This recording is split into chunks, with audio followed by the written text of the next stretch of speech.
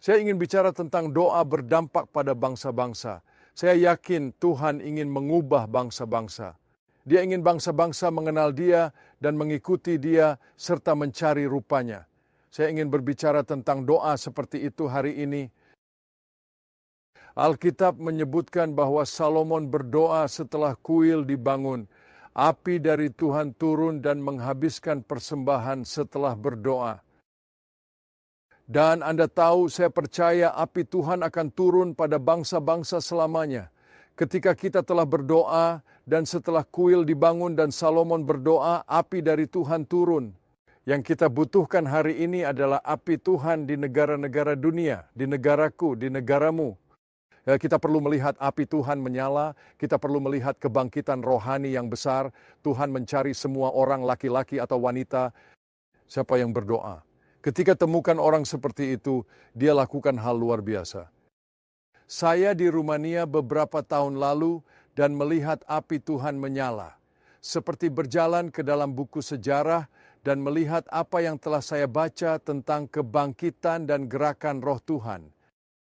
Tapi itu dimulai dengan satu pendeta, seorang pendeta di negara komunis di mana orang Kristen disiksa dan dia berdoa. Dia berdoa dan mengajarkan orang-orangnya berdoa serta mencari rupa Tuhan bersama-sama. Dia menyuruh mereka berdoa tak biasa.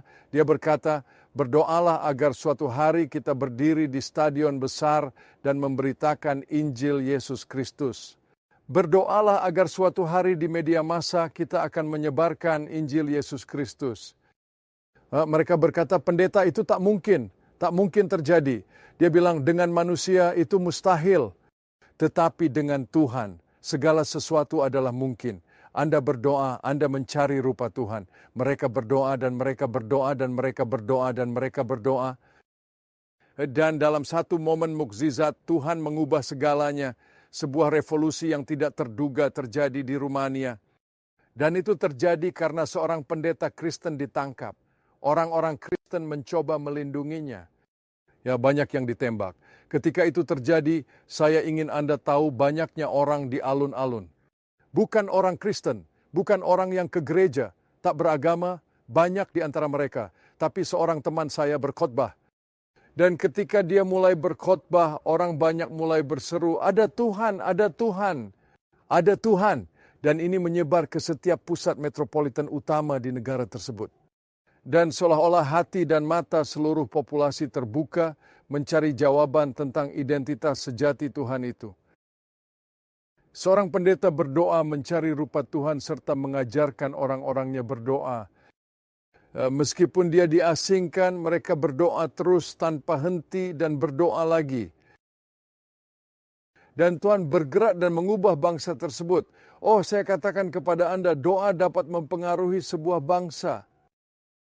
Kita perlu itu terjadi di hati kita, negara kita, dan gereja kita seperti yang terjadi dengan Salomon setelah berdoa. Api dari Tuhan turun dan menghanguskan kurban, sementara kemuliaan Tuhan memenuhi bait suci dengan keagungannya.